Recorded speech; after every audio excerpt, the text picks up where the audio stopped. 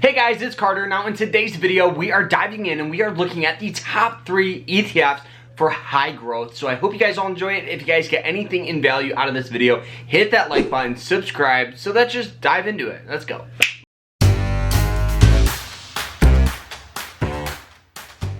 So now before we jump into the top 3 growth ETFs, first we have to understand what is an ETF. Now an ETF stands for an exchange traded fund. Pretty much what it is it's a pool of different holdings together. The holdings could be stocks, commodities, or even more ETFs. Now the beauty of ETF investing is it's way less risky than investing into one individual stock.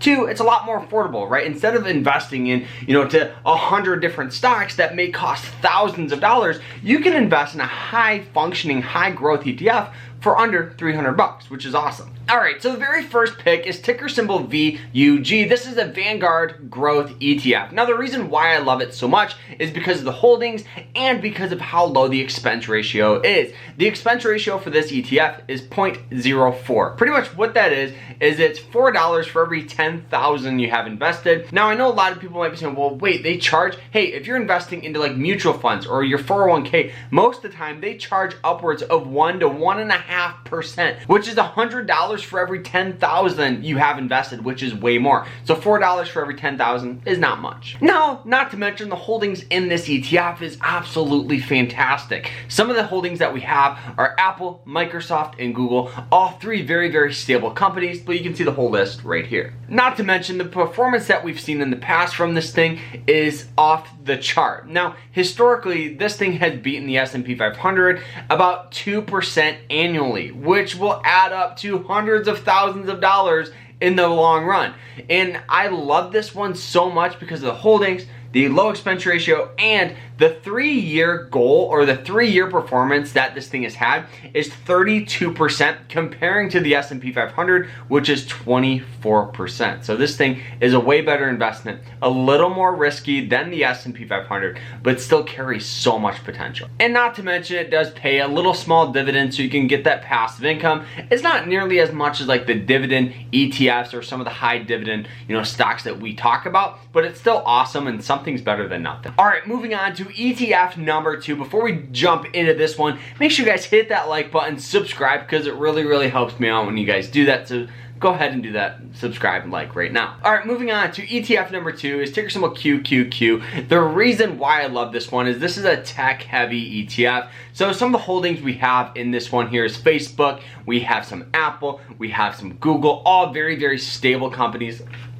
Facebook lately has been getting obliterated, but hey, the beauty of ETF investing is reasons like this. Facebook we've seen get absolutely annihilated, but since there's other holdings in here, it's way less risky than holding that individual stock. So the expense ratio for this ETF is 0.2, $20 for every 10,000 you have invested. It's still very, very affordable, and anything under 1% is always a good sign. And not to mention, this thing historically has outperformed the market, and I just think that this is a fantastic pick if you believe that in the next couple of years, in the next decade really, where do you see technology going?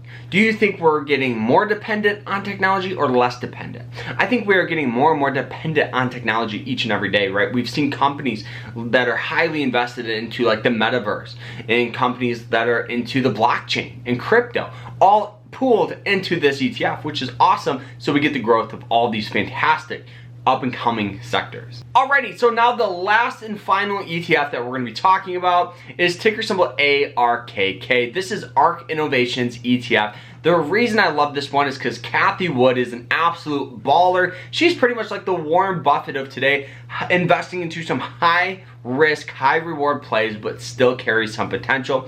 Now, I'll be completely transparent with you guys on this one here. This one here has actually not outperformed the market, but it's underperformed the market. Now, let's dive into those numbers right now. So now, ARK Innovations ETF has had a performance of about 12.24% versus the S&P 500, which has gotten a 12.28%. So it's not as much underperformed, but the reason I love this one is because of the holdings here. The holdings in here are companies that are going to be either popping off, going crazy, or you're never going to hear of them ever again. So some of the holdings that we have in here are companies like Tesla, Zoom, Roku, Teladoc, all companies that are definitely geared towards the tech sector, because I still think that's a fantastic growth sector, but still has so much potential and still is easily one of the top sectors in the next decade. Now, the expense ratio for this is the highest one that we talk about. It's coming in at 0.75 for it's $75 for every 10,000 you have invested, which is still really strong and honestly not super expensive